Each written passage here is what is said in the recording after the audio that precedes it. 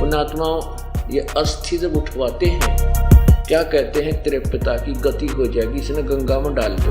अच्छा, ये क्यों उठवाते हैं कि उन अज्ञानियों को पता था कि ये भूत बनेगा और भूत बनकर फिर वापस आओगा घर पे, उसी वहीं छोड़ दिया जाता है। फिर ये कहाँ जाता है, क्योंकि जिस हम शरीर में रहते हैं ये इतना प्यारा होता है, इसके लिए हम अपनी सारी संपत्ति लुटा सकते हैं रोग हो जाए इसके ट्रीटमेंट के। तो ये जब छूट जाता है तो फूक दिया जाता है, उसको फिर ढूंढाइए वो कहाँ है मेरा शरीर। फिर ये कहाँ जाता है, शमशान घाट पर जाता है, तो वहां देखता है मेरा शरीर की वो कहाँ सी है, वो राख या अस्थि, तो वो उसका चिपक कर बैठ जाता है और फिर घूम फिर कर आता है इधर उधर और फिर वही डेरा डाल लेता है। तो इसलिए अज्ञानियों को पता था, यूँ सोचा है अज्ञानी गुरुओं ने कि यह राख यहाँ से उठवा कर या अस्थि और इसे गहरे पानी में डाल दें, इसने ढूंढिए ना पावे, जो कितना और चल जाएगा इनका बाप, यहाँ कदे भूत बन कर बोला। तो वो ईसा बावड़ा थोड़ा वो घर पे आता है, घर पे से फिर शमशान घाट पर जाता है, वहाँ अस्थि नहीं मिलती है तो वो क्या करे हैं, वापस घर उनके घर में आप्रवेश हो जाता है और फिर थोड़े से दिन में किसी पुत्र वधू का नुकसान करेगा या किसी और को वो भूताड़े काम करेगा।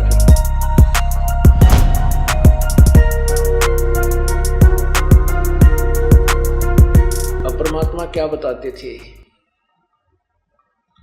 अरे भोली सी दुनिया सतगुरु बिन कैसे सरिया, अरे भोली सी दुनिया सतगुरु बिन कैसे सरिया, अपने लला के बाल उतरवावे देख कैंची ना लग जइया, अपने लला के बाल उतरवावे देख कैंची ना लग जइया, एक बकरी का बच्चा लेके उसका गला कटैया, रे भोड़ी सी दुनिया सतगुरु बिन कैसे सरिया।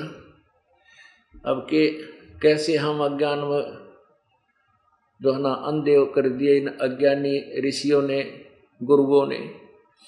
क्या बता रखा है कि अपने इष्ट धाम पर जाओ और जो नवजात बच्चा लड़का या लड़की हो उसके बाल कटवाओ, वहाँ बाल उतरवाओ, मुंडन करवाओ और माता के प्रसन्न करने के लिए एक बकरा चढ़ाओ, माता बकरा खाओगी, रथरा बुलाओ यो 21 ब्रह्मांड की स्वामिनी और वह बकरे खाओगी। काजू किस्मत सेब संतरे उनके लोक में भरपूर लदपद सदाबहार बाग लगे हुए हैं। ये तीन जीव के चठोरिया ने इन बैठा दिया अज्ञानियों ने, और हम सब भूखे भगवान के थे, जैसे भी बताया श्रद्धालु आंख बीच कर उसी अनर्थ को करने लगे। क्या करती है वृद्धा बुढ़िया, ले जाती है अपने पोते या पोती ने, अपने लला को, पोते को, बेटे को और पुत्र वधू को साथ ले जाती है। वहां जाकर बाल उतरवाती है। जो नाई होता उसको कहती है, बेटा भाई रे ध्यान से बाल काटिए मेरे पोते के, मेरे लला के, कहीं कैंची ना लग जाए, कच्चा शरीर है इसका। अब अपने बच्चे की तो इतनी चिंता कि कैंची भी ना लग जाए इसके, और फिर एक बकरी का बच्चा लेकर उसका गला कटाइया रहा। बड़ी सी दुनिया, क्या तेरा परिवार सुखी रहेगा तो ऐसे पाप करवाने लग रही? नहीं। रवोड़ी सी दुनिया सतगुरु बिन कैसे सरिया। सतगुरु इन सब बुराइयों को छुटवाता है। ना बाल तरवाने, अब देखो वहाँ बाल तरवा दिए, और नाई वहाँ अगर बाहर 2 रुपया में बाल कटेगा ना, वहाँ 5 रुपये लेगा। क्यों? वहाँ पता है सब ना मजबूरी है, फटाफट अरे काट भाई जल्दी से। और वो इतने के बाल लेकर बुढ़िया फिर कहाँ से डालेगी? मंदिर में। पुजारी उन बाला ने उठा के क्या करेगा? कट्टे में भर लेगा, बोरी में, और चलते समय कुर्डियाँ पर फेंक देगा। और क्यों? बैंक में जमा कराओगा उन्हें, उसने बाहर फेंक देना गली में ठा के सामने। तो पहले कटवा के तुम में डाल दो ना अपने घर पर, कितने फूक पड़े रहो बालों को, कहीं डाल दो उनको। नहीं जाना चाहिए ऐसे पाखंड प्लेस पर। अरे बोड़ी सी दुनिया सतगुरु बिन कैसे सरिया। फिर क्या बताते हैं? काचा पाका भोजन बना के माता धोकने गईया। और कुछ माता ऊपर कुत्ता मुते ओ क्यों ना मर गईया रे भोड़ी सी दुनिया, सतगुरु बिन कैसे सरिया। अब हमने देखी हमारी दादी वह बना करती मोटे मोटे पूड़े, माता धोकन के काचे पाके किसे बने जाए उसने पता कुत्ते तो खाने हैं, पता तो है उनको है, पर और कोई रास्ता दिखा नहीं था कहीं माता नाराज ना हो जाए, वो करना अनिवार्य था। तो पूड़ा ने लेकर कहाँ जाती थी, जहाँ वो माता का एक बना रखी थी मंडी ही 2-2.5 फुट ऊंची एक चबूतरा सा, वहां डाल देते हैं और डालते ही वह कुत्ते खड़े रहते हैं चारों तरफ, और बुढ़िया तो नीचे भी ना उतरे, वो डाल के भोजन इतने कुत्ते पहला तो पूड़िया न खाओ भोजन खाओ और फिर माता के ऊपर मुँहते उस के ऊपर चोटी में। अब परमात्मा के तुम तो इतने कसुचे डरो इस माता ते वह बना रखी 4 ईंट ला के, अरे इसके ऊपर कुत्ते मुँहते ये क्यों ना मार दिए इसने, जया शक्तिशाली थी थारी माता तो कुत्ता क्यों ना मर गया, इसकी टांग क्यों ना तोड़ दी इसने। रे बोड़ी सी दुनिया सतगुरु बिन कैसे सरिया, रे बोड़ी सी दुनिया सतगुरु बिन कैसे सरिया। भाई जीवित बाप गेल लट्ठम लट्ठा और मुँहे गंग पुचैया, जीवित बाप गे लट्ठम लट्ठा मुँहे गंग पुचैया। जब आवे आसुज का महीना फिर कौआ बाप बनैया, रे भोड़ी सी दुनिया सतगुरु बिन कैसे सरिया, रे भोड़ी सी दुनिया सतगुरु बिन कैसे सरिया। क्या बताते हैं कि पिताजी की जब सेवा का समय होता है, वृद्ध होता है, जब तो उसके लिए खेचा ताणी 3 पुत्र है तेनों का उसमें रह ले, मेरे ती के नारा दे रखा है तना, यानी सेवा नहीं करते। और जब वो मर जाता है तो वो सवा कर दिया जाता है, उसकी अस्थियों को उठा के गंगा में घेर खाओ, पिता की गति करा दो। जीवित बाप के लट्ठम लट्ठा मुँहे गंग पुचैया, मरे पाछे गंगा में ले जा। और फिर क्या होगा जब आवे आसुज का महीना, ये श्राद्ध निकाले, जब कौआ बाप बनैया रे बोड़ी सी दुनिया। अपने आत्माओं देख कैसी गलत साधना हमारे को दे रखी है। पहले तो जैसे पिताजी की मृत्यु होगी तो कहेंगे इसकी अस्थियों को गंगा में डाल कर। अब हम मना करते हैं क्योंकि गीता जी में लिखा है कि जो भूत पूजेंगे भूत बनेंगे और पितृ पूजेंगे पितृ। तो ये जो पूजाएं हैं, श्राद्ध निकालना, ये पितरों की पूजा है, और अस्थि आदि उठाकर ले जाना ये भूतों की पूजा है। तो हमने यदि हम ये करेंगे तो हम भी भूत बनेंगे, हम भी पितर बन जाएंगे, फिर हमें हमारे कोई श्राद्ध निकालो। और परमात्मा कहते हैं सत साधना करने से ना तुम पितर बनो और तुम्हारे पितरों का भी उद्धार हो जाएगा। आपको विष्णु पुराण में दिखाएंगे, उसमें क्या लिखा है कि श्राद्ध निकालने चाहिए। और श्राद्ध के समय लिखा है कि जो पितरों के लिए तो 1, 3, 5, 6, 5, 7, 9 यानी ऑड नंबर में ब्राह्मण जमाने चाहिए। और देवताओं के लिए पूजा करें तो उसके लिए यानी इवन नंबर 1, 2, 2, 4, 6, इस 2 जमाओं से 4 जमाओं के 6, 8 ऐसे ब्राह्मण जमाने चाहिए। और फिर आगे तोड़ पाड़ रखा है, नो लिख रखा है कि एक सभी अगर 1000 ये ब्राह्मण भोजन खिलाने के लिए बैठे हों और उनके सामने यदि एक योगी आ जाना, योगी उन ब्राह्मणों का भी उद्धार करे, पितरों का भी उद्धार करे और यजमान का भी उद्धार कर दे। योगी कौन? आप जी, जो तत्व ज्ञान से तत्व ज्ञान के आधार पर साधना करते हैं, उनके पितरों का भी उद्धार, उनके यानी सबका उद्धार वो कर देते। अब आपको थोड़ा सा झलक दिखाते हैं इसी विष्णु पुराण में 213 पृष्ठ पे कमाल कर रखा है। तरह के इसको ना देखा हमने और सारे जो भी ना करने की थी वो ग्रहण कर लिए। ये देखिएगा, ये श्री विष्णु पुराण ये वही श्री विष्णु पुराण गीता प्रेस गोरखपुर से प्रकाशित है। इसके तृतीय अंश में अध्याय नंबर 16, तृतीय अंश अध्याय नंबर 16 और मंत्र श्लोक नंबर ये यहाँ से शुरू है 55 और 56 में। हे राजन, श्राद्ध कराने वाले पुरुष से विश्व देवगण, पितृगण, मातामह, कुटुंबीजन सभी संतुष्ट रहते हैं।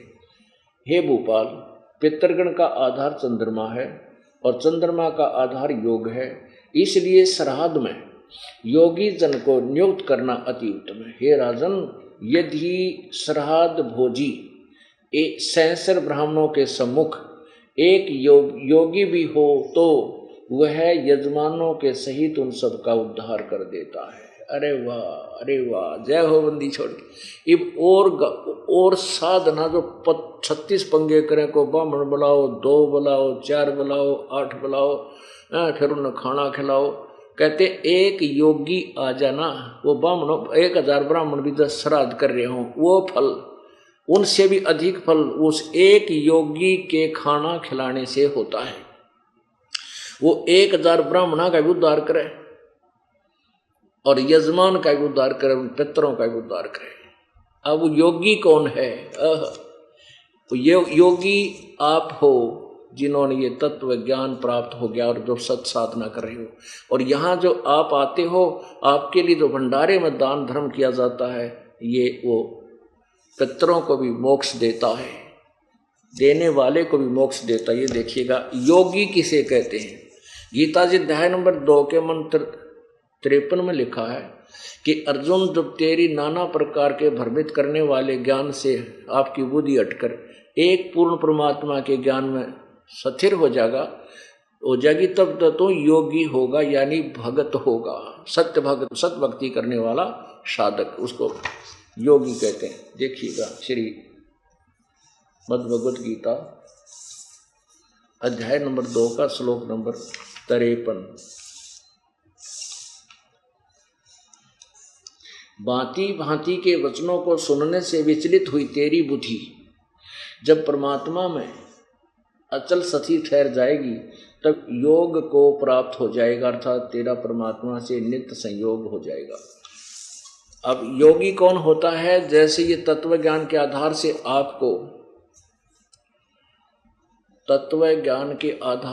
आपको ये निर्णायक ज्ञान हो जाए, आपको दृढ़ विश्वास हो जाएगा कि केवल यही भक्ति है और कोई ज्ञान नहीं और कोई भगवान नहीं, तो आप दृढ़ होकर के साधना करोगे, आप मोक्ष प्राप्त कर लोगे, आप योगी हैं। और ऐसे साधक को के सामने 1000 वो नकली ब्राह्मण जो नकली, जिनको ज्ञान नहीं और ब्राह्मण यानी गुरु की पदवी प्राप्त बैठे हैं, उनका भी उद्धार करे, यजमान का भी उद्धार वो योगी के भोजन कराने मात्र से हो जाए, क्योंकि वो ज्ञान सुनावेगा, भक्ति करवाएगा और सतभक्ति के लिए अपने गुरुदेव के पास ला करके उनका कल्याण करावेगा। तो अब क्या बताते हैं भाई, जीवित बाप गेल लट्ठम लट्ठा मुँहे गंग पोचाइया, जब आवे आसोज का महीना ये कौवा बाप बना यार, बोड़ी सी दुनिया गुरु बिन सतगुरु बिन कैसे सरिया।